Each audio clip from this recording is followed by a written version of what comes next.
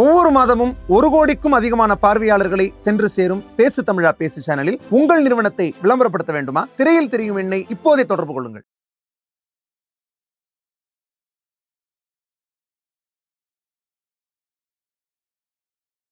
கடந்த ஒரு 3 நாட்களுக்கு முன்னாடி இடி என்ன பண்ணியிருந்தாங்கன்னா, தாளமுத்து நடராஜன் அதாவது டாஸ்மாகினுடைய தலைமை அலுவலகமான அந்த தாளமுத்து நடராஜன் அலுவலகத்துல 3 நாளா சோதனை போட்டிருந்தாங்க. ஸோ அதற்கு பின்னாடி நேற்று ஒரு அறிக்கை விட்டிருந்தாங்க. அதாவது டாஸ்மாக்ல தமிழ்நாட்டில் உள்ள டாஸ்மாக்ல 1000 கோடிக்கும் அதிகமான ஒரு முறைகேடு நடந்திருக்கு அப்படின்னு ஒரு அறிக்கை விட்டிருந்தாங்க. ஸோ இதை நீங்க எப்படி பாக்குறீங்க? பார்க்குறேன்னா எல்லா கடையிலும் பாட்டிலுக்கு 10 ரூபா வச்சு தான் விற்கிறாங்க. 50 ரூபாயில் யார்கிட்ட போகுது? கவர்மெண்ட்டுக்கு தான் போகும். இல்லை அங்கே உள்ள இல்லை ஷேர் பண்ணி இது பண்ணுவாங்க. அது யார் எடுக்கிறாங்க நம்ம பப்ளிக் எப்படி தெரியும்? அங்கே உள்ளவங்களுக்குலாம் தெரியாது. தமிழ்நாட்டில் சென்னையில் எடுத்திங்கன்னா எவ்வளோ பார் இருக்குது. அது மாதிரி டோட்டல் தமிழ்நாடு எடுக்க மட்டும் எப்படி இருக்கும் பாருங்க. நீங்கள் 1000 கோடிங்கிறது தெரிஞ்ச வரைக்கும் தெரியாத வரைக்கும் எவ்வளோ இருக்கலாமே. அதில் குற்றச்சாட்டு உண்மைதான் இருக்கும், இல்லாமல் இருக்காது. எப்படி இல்லாமல் இருக்கும்? அது உண்மைதான். எந்த ஒரு பொலிட்டிக்கல் கட்சியாக இருந்தாலும் முதல்ல ஏதாவது ஒரு அலிகேஷன் போட்டான்னா இம்மீடியட்டாக அதை தப்பிக்கிறதுக்கு இந்த ஒரு எஸ்கேபிசம் ரூட்டில் தான் போவாங்க. இது அவங்க பழி வாங்குறேன்னு இடி ரைட் பண்ணியிருக்கு. அவன் அனர்த் பண்ணியிருக்கான்னா ஈவன் 1000 கோடி இல்லைன்னா கூட 700 கோடிக்காவது ஒரு ஃப்ராட் நடந்திருக்க சான்சஸ் இருக்குது. இதை அல்டிமேட்டாக கோர்ட் தான் டிசைட் பண்ணும் இது ஃப்ராடாக இல்லையான்னு. பிகாஸ் பேசிக்கலி கவர்மெண்ட்டோட டிஎம்கே கவர்மெண்ட்டோட ட்ராக் ரெக்கார்டை பார்த்தோன்னா ஊழல் மல்டிபிள் செக்டரில் பண்ணியிருக்கான். ஸோ இதில் there is multiple chances, 80 to 90% chances of corruption இதில் இருக்கும். இல்லாமல் நடக்காது அப்படின்றீங்க? நடக்கவே நடக்காது. ஸோ அவன் ட்ராக் ரெக்கார்டே பேட். புதுசாக இது ஒன்றும் எந்த வருஷம் இருந்தாலும் ஆண்டில் இது கட்சி இது ஆளில் போது அவன் நிறைய கரப்ஷன் ஆக்டிவிட்டீஸில் இன்வால்வ் ஆகிருக்கான். ஸோ அதனால் இதில் chances of 80% corrupt practices and money swindling இதில் சான்சஸ் இருக்குது. It is my opinion. So ஃபர்தராக இதை அன்அர்த் பண்ணுறது இந்த இடியோட வேலை. கோர்ட்டில் ப்ரூவ் பண்ணும். Let us see what is okay sir. அதான் இது ஒன்றும் சொல்கிறதுக்கு ஒன்றும் இல்லை. இது இன்னொரு 2G ஸ்பெக்ட்ரம் தான். கரெக்டாக பிஜேபி இப்போ கையில் எடுக்குது. அது அவ்வளோதான். 2G ஸ்பெக்ட்ரம் இப்படி தான் பெருசாக கொண்டு வந்தாங்க. கடைசியில் அது பூஜ்ஜியமாக ஒன்றுமே இல்லைன்னு ப்ரூவ் ஆயிடுச்சு. அந்த ஃபார்முலாவை இப்போ எடுக்கிறாங்க. அதுதானே தவிர அவர் ஒன்றுமே இதில் சொல்கிறதுக்கு ஒன்றுமே. ஆமாம், நீங்கள் சொல்கிறது 100க்கு 100 உண்மை. பில்லு கொடுக்கறது கிடையாது, பேசிக்காக ரூல்ஸை ஃபாலோ பண்ணுறது கிடையாது. அவ்வளோதான். கேட்டாங்கன்னா க்ரௌடு அவங்க ஏதாவது ஒரு சாக்கு சொல்கிறாங்க. ஏன்னா கவர்மெண்டல் இது கவர்மெண்ட்டை எதிர்த்து பேசுகிறான்னு இது பண்ணுறாங்க. எந்த கவர்மெண்ட்டாக இருந்தாலும் இட் இஸ் நாட் இந்த கவர்மெண்ட் அந்த கவர்மெண்ட்டில் எந்த கவர்மெண்ட் வந்தாலும் அதே தான். இல்லை ஒரு ஹியூஜ் அமௌண்ட், அதாவது ஒரு 1000 crores அப்படிங்கிற ஒரு அலிகேஷன் சும்மா யாரும் வைக்க மாட்டாங்கல்ல. அவங்களும் ஒரு புலனாய்வு துறையில் இருக்காங்க. ஸோ ஒரு ஹியூஜ் அமௌண்ட்டை பர்டிகுலராக சும்மா சொல்லிட்டு போயிட முடியாதுல்ல. பெங்களூரில் ஒரு 5000 crores கிடச்சிது.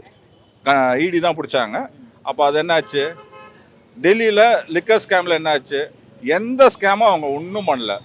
ஸோ கன்விக்ஷனே இல்லாமல் அப்புறமா என்ன புலனாய்வு பண்ணி என்ன பிரயோஜனம்? What is use? அது யூஸே கிடையாது. இட் இஸ் நான் பிடிச்சேன்னு சொல்கிறதுல யூஸே கிடையாது. அதுக்கப்புறமா அவங்க நான் 1000 crores என்ன 10,000 crores பிடிச்சேன்னு சொன்னால் கூட யூஸ் கிடையாது. அன்லஸ் இட்ஸ் கன்விக்டட் யூஸே கிடையாது. அது நடந்திருக்க வாய்ப்பு இல்லை. சும்மா இவங்க கதை கட்டுறாங்க. ஏதாவது ஒன்று சொல்லணும்ல, அதனால் இது பண்ணுற அப்படி ஒன்று. அதுக்கு தான் கணக்காப்பில்லை, அதுக்கு கேஷியரு, அதுக்கு ஆள் இருக்க. அப்படி இருக்கும்போது எப்படி முறைகள் நடக்கலைன்றீங்களா? நடக்கலை. இல்லை இடி என்ன கேட்குறாங்கன்னா, கொள்முதல் பண்ணும் போதே இதில் நிறைய வரி ஏய்ப்புகள் நிறைய விஷயங்கள்லாம் இதில் நடந்திருக்கு அப்படிங்கிற மாதிரிலாம் குற்றச்சாட்டை வைக்கிறாங்க. கொள்முதல் பண்ணும்போதே அதுக்கு அடிஷ்னல் ஆள் போட்டு தானே போகுது. இந்த மாதிரி நாங்கள் கொள்முதல் பண்ண போகிறோம் அப்படி இங்கே இருக்க ஆளுக்கிட்ட சொல்லிவிட்டு அவங்க போகிறாங்க. அந்த மாதிரிலாம் எதுவும் நடக்க வாய்ப்பு இல்லைன்றீங்களா? வாய்ப்பு இல்லை ராஜா. சார், இப்போது இடி பொறுத்த வரைக்கும் 3 days பிஃபோர் ரைட் நடத்தியிருக்காங்கன்ற மாதிரி இன்ஃபர்மேஷன் வந்திருக்கு இல்லைங்களா? ஸோ இப்போ தான் இன்வெஸ்டிகேஷன் ஸ்டார்ட் பண்ணியிருக்காங்க. ஆப்வியஸ்லி சப்போஸ் ஊழல் பண்ணியிருந்தாங்கன்னா கண்டிப்பாக அதுக்கான ஆக்ஷன் எடுக்கணும். அது யாராக இருந்தாலும் சரி ஆக்ஷன் நடக்கணும். அதுக்கான எல்லா பவருமே இடிகிட்ட இருக்குதுன்னு நினைக்கிறேன். அஃப்கோர்ஸ். ஆனால் இத்தனை நாள் ஏன் எடுக்கல எனக்கு தெரியல. பட் ஆனால் இப்போ தான் ஆக்ஷன் எடுத்திருக்காங்க. ப்ராப்ளி நெக்ஸ்ட் இயர் எலெக்ஷன் வரப்போகுது. அது மட்டும் இல்லாமல் ரீசெண்டாக இது 3 language பாலிசி இஷ்யூஸும் போயிட்டுருக்குது ஆக்சுவலாக சென்ட்ரல் கவர்மெண்ட்டுக்கோ ஸ்டேட் கவர்மெண்ட்டுக்கோ. ஸோ மேபி தப்பு பண்ணி தான் கண்டிப்பாக ஆக்ஷன் எடுக்கணும். இதுதான் என்னோட ஒப்பீனியன் ஆக்சுவலாக. அது யாராக இருந்தாலும் சரி. இது தமிழ்நாடு அரசினால் நடத்தப்படுறதுனால இந்த அலிகேஷனுங்கிறது இப்போ புதுசாக வரல. நம்ம இது வந்து கொஞ்ச நாளாகவே எல்லாரும் சொல்லிகிட்டு இருக்காங்க. ஒன்று, அதிகமான பைசா வாங்குறது டாஸ்மாக்லங்கிற ஒரு விஷயம் ரொம்ப நாளாக பேசப்பட்டு வந்தது. இரண்டாவதாக இப்போ திடீர்னு சொல்கிறது வந்து இல்லை, அந்த 10 ரூபாய்ங்கிறது ஒரு சின்ன மேட்டர். ஆனால் இப்போ வந்து கொள்முதல் வாங்கி தமிழ்நாடு, அதாவது வரி ஏய்ப்பு, இது ஒன்று. இதில் 2 விஷயம். தனி மனிதன் வரி ஏய்ப்பு பண்ணாலே இல்லீகல், சட்டத்துக்கு புறம்பானது. அப்படிங்கும்போது இப்போ ஒரு குற்றச்சாட்டு தமிழ்நாடு அரசு மேலே வந்திருக்குன்னா, அரசனாக இருந்தாலும் அவங்க வந்து இந்த இதுகளுக்கு அதாவது இதுலேருந்து தப்பிக்க முடியாது. அதெல்லாம் ஜாஸ்தியாக தான் விலை வச்சு தான் விற்கிறாங்க. அது தப்பு தான்.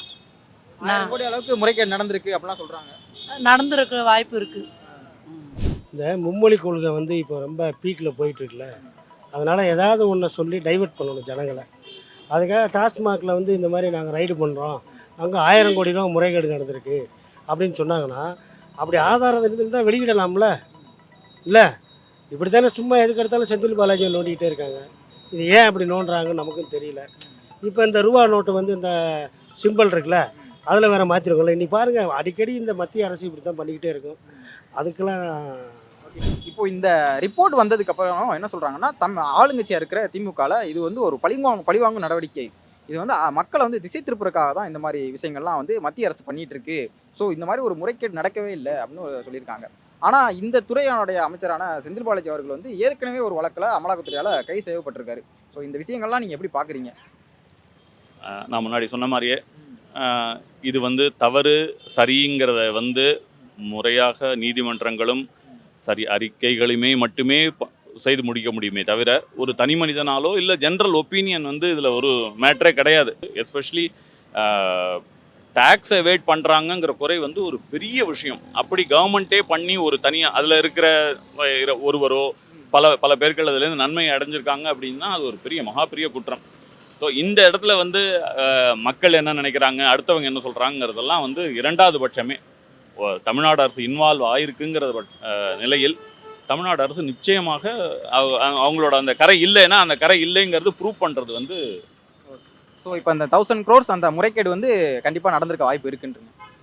இல்லை, 1000 எனி நம்பர். அதாவது நான் என்னோட உங்களுக்கும் எனக்கும் என்ன டிஃப்ரெண்ட் என்ன, ₹1 வரி ஏய்ப்பு அரசாங்கம் செய்தால் தனி மனிதர் செய்யும் போதே தப்பாக இருக்குமோ, அரசாங்கம் அது அந்த அது ஜனநாயகத்தில் அந்த அரசாங்கம் வந்து நம்ம ஒரு ராஜா மாதிரி வச்சு பார்க்குறோம்ல, அவங்க வந்து அந்த தப்பை பண்ணியிருக்கவே கூடாது. அதாவது இக்னோரன்ஸ் இஸ் பிளிஸ்ன்னு சொல்லுவாங்கள்ல, இதுக்கு அதர்வே அரவுண்ட். இக்னோரன்ஸுங்கிறது இங்கே அக்செப்டே பண்ண முடியாது. இதை நிர்வகிக்கிறவங்க பெரிய ஐஏஎஸ் அதிகாரிகள், நம்மளோட அறிவாளிகள், மக்களால் தேர்ந்தெடுக்கப்பட்ட மக்கள். இது நடந்திருக்கவே கூடாது. நடந்திருந்தால் மகா பெரிய குற்றம். அப்போ ஒரு கடைக்கு 10 ரூபான்னா ஒரு கடைக்கு ஒரு நாளைக்கு எவ்வளோ லட்ச ரூபா சேல் ஆகும்? அப்போ நீங்களே கால்குலேஷன் போட்டு பாருங்கள். அப்போ அந்த ரூபாவில் எங்கே போகுது? கடையில் வாங்கலாம்னு சொல்லுங்க. எல்லாரும் தான் வாங்குறாங்க. 10 ரூபா அதிகமாக விற்கிறாங்க, வாங்குறாங்க. குவார்ட்டருக்கு 10 ரூபா மட்டும் என்ன பண்ணுறது? எவ்வளோ பேர் குடிக்கிறாங்க. அப்போ அந்த ரூபாவில் எங்கே போகுது? அதை சொல்ல மாட்டேங்கிறாங்களே யாருமே. அவங்க இது பழி வாங்குறன்றது வேற. ஆனால் எதிர்கட்சி சொல்கிறதுக்கு ஒரு நியாயம். ஆனால் வந்து எடப்பாடி ஆட்சி இருக்கும்போதும் நான் தப்பு நடந்தது, அப்போ யாரும் கேட்கலையே. இப்போ மட்டும் வான்னு கேட்டால் என்ன பண்ணுவேன்? அப்போ நடந்திருக்கு தான் உண்மையை சொல்லுவேன். நான் வந்து எல்லா கட்சிக்கும் இதுக்குன்னு சொல்ல மாட்டேன். எல்லாமே நியாயமாக இருக்கணும். எடப்பாடி ஆட்சியில் நடந்திருக்கு. ஆனால் எடப்பாடி ஆட்சி இருக்கும்போது அந்தளவுக்கு நடக்கல. இப்போ ரொம்ப ஓவராக நடக்குது. ஏன் எங்கள் அக்கா சொன்னிச்சு, கனிமொழி அக்கா, விதவைங்களே சாகுது, விதவைங்களே இந்த தமிழ்நாட்டில் அதிகமாக இருக்காங்கன்னு சொல்கிறாங்களே. ஏன் இப்போ கேட்க வந்தேனே. பாலிடிக்ஸ் பொறுத்த வரைக்கும் வந்து இட்ஸ் காயின் மாதிரி தான். It's double side. ஓகே, ஒரு பக்கம் வந்து டிஎம்கே இருக்கலாம், இன்னொரு பக்கம் பிஜேபியாக இருக்கலாம். ஆப்வியஸ்லி வந்து யாராக இருந்தாலும் வந்து மாற்றி ஜென்ரலாகவே சொல்ல தான் செய்வாங்க. ஆமாம், அங்கே இப்போது நம்ம அந்த கல்லவில் போய் கேஷில் போய் நம்ம அந்த ஐட்டம் வாங்குறோன்னு வையேன், ஒரு ஆஃபோ ஃபுல்லாக வாங்கும்போது திடீர்னு அவன் 10 ரூபா கூட்டி தானே கேட்குறான். அது ஏன் கேட்குறான் அவன்? இப்போது அவங்களுக்கு ஒரு முறைகேடு வச்சுருப்பாங்க. இந்த ஐட்டம் இது வந்து 40 ரூபா அப்படின்னு வச்சுருப்பாங்க. திடீர்னு என்ன பண்ணுறான், 10 ரூபாய்க்கு அதிகமாக கேட்க. அதான் அவங்களும் கேட்குறாங்க, ஏன் பில்லு தர மாட்டீங்க அப்படிங்கிற விஷயத்தையும் கேட்குறாங்க. ஏன் மற்ற இடத்துலலாம் பில்லு இருக்குது, ஏன் இப்போ இங்கே மட்டும் ஏன் பில்லு கொடுக்க மாட்டேங்கிறீங்க? பில்லு கொடுத்தோன்னா மாட்டிக்குவோம்ல. இந்த ஆப்போசிஷன் பார்ட்டியாக இருக்க ஏடிஎம்கே இருக்கட்டும், பிஜேபியாக இருக்கட்டும், இவங்கெல்லாம் இன்னும் ஒரு படி மேலே போய் ஏற்கனவே அவர் மேலே ஒரு நிறைய அலிகேஷன்லாம் இருக்குது செந்தில் பாலாஜி அவர்கள் மேலே. ஏன் திரும்பவும் அவருக்கு அதே துறையை ஒதுக்கிறதுக்கான காரணம் என்ன அப்படிங்கிற கேள்வியெல்லாம் முன்வைக்கிறாங்க. அதான் ஜனநாயக நாட்டில் ஒரு அரசுன்னு ஏற்படுத்தினதுக்கு பின்னாடி எப்படி மற்ற கண்ட்ரியில் மற்ற உலகங்களில் ஒருத்தர் மேலே பழி இருந்ததுன்னா மக்களே அவங்கள கீழே இறக்க முடியும் அப்படிங்கிற இதெல்லாம் இருக்குது. நம்ம கண்ட்ரியில் இன்னும் வரல. அது வர்ற வரைக்கும் இந்த மாதிரி நிகழ்வுகள் நடந்து கொண்டே இருக்கும். இதில் வந்து தனி மனித ஒப்பீனியன் ரொம்ப பெரிய விஷயம் இல்லை. இப்போ கோர்ட்டு இன்னும் ஏன் இதை முடிக்க முடியல? ஏன்னா இப்போ நம்ம நார்மலாக ஒரு கோர்ட்டுக்கு போனோம்னா ஒரு விஷயங்கள் எப்படி ஏன் வீட்டிலேருந்து நிறைய பேர் கோர்ட்டுக்கு போக மாட்டேங்கன்னா கோர்ட்டே 5 வருஷம் ஆகுது 10 வருஷம். இந்த விஷயங்கள் வந்து எவ்வளவோ குயிக்காக முடிஞ்சுது. இதில் முடிவு என்ன அப்படின்னு கேட்டால் முடிவே கிடையாது. இன்னொரு 200 பேர் இருக்காங்க, அவங்கள நான் விசாரிக்கணும். இந்த கவர்மெண்ட் தான் வந்து அவரையே வந்து விசாரிக்கிறாங்க, அதனால் கரெக்டான அறிக்கை ரிப்போர்ட் பண்ணல. இது மாதிரி நிறைய விஷயங்கள் வந்துட்டு இருக்கு. எதை நம்ப முடியாதுன்னு தெரியலை. ஏன்னா ஆஸ் அ மீடியாவும் நீங்களும் வந்து எல்லாருமே ஸ்க்ரூட்னிக்கு உட்பட்டவங்க. அதனால் இதில் உண்மை அறியும் நிலையம் எங்கெங்கன்னே தெரியறதில்ல. இது பாயிண்ட் நம்பர் 1. பாயிண்ட் நம்பர் 2, நல்ல ஒரு அரசாங்கம் என்னும்போது பழின்னு வரும்போது தள்ளி நின்று பார்ப்பதே நல்லது. அது மாதிரி நடக்கலப்ப அப்படிங்கும்போது அது கொடுத்துருக்க கூடாது. அது அரசியல் நடக்கிற இதாக இருக்கும். மாற்றலாம். ஆவின் பால ஆவடியில் நாசம் இருந்தார், தெரியல, அவர் தூக்கி மாற்றினாங்க, வச்சாங்க. இவரை மட்டும் மாற்றாத காரணம் என்னன்னா அது அரசியலுக்குள்ளே நடக்கிறது தான். நமக்கு எப்படி தெரியும்? அவங்களுக்குள்ள என்ன இருக்கோ ஏதுன்னு நமக்கு எப்படி தெரியும்? பப்ளிக் தெரிஞ்சால் நம்ம சொல்லலாம், அதை பற்றி நமக்கு தெரியாது எதுவுமே. அவர் ஏற்கனவே வந்து அமலாக்கத்துறையில் வந்து கைது பண்ணி உள்ளே போயிட்டு உள்ளே வந்துட்டார். ஆனால் திருப்பியும் அதே துறை தான் அவர் கொடுத்துருக்காங்க. இல்லை மாற்றி கொடுத்தாங்களா? இல்லை அதே துறை தான். அப்புறம் எப்படிப்பா? அப்புறம் திருப்பி எப்படி இல்லைன்னு சொல்லலாம்? இங்கே வேணால் 10 ரூபா வந்து கண்ணுக்கு தெரிஞ்சு வாங்குறாங்க. நம்ம அந்த செங்கல்பட்டு தாண்டி போங்களா, அந்த பாட்டிலுக்கு 10 ரூபா கமிஷன் வச்சு பாட்டில் மேலே 5 ரூபா எதிரி எழுதி வைக்கிறாங்க. தெரியுமா உங்களுக்கு? முறைகேடு நடந்திருக்குன்றீங்க? நிறைய நடந்திருக்குப்பா, உண்மையில நிறைய நடந்திருக்கு. இது அவங்க கவர்மெண்ட். செந்தில் பாலாஜின்றது யாரு? ஒரு பீப்புளால் தேர்ந்தெடுக்கப்பட்ட ஒருவர்.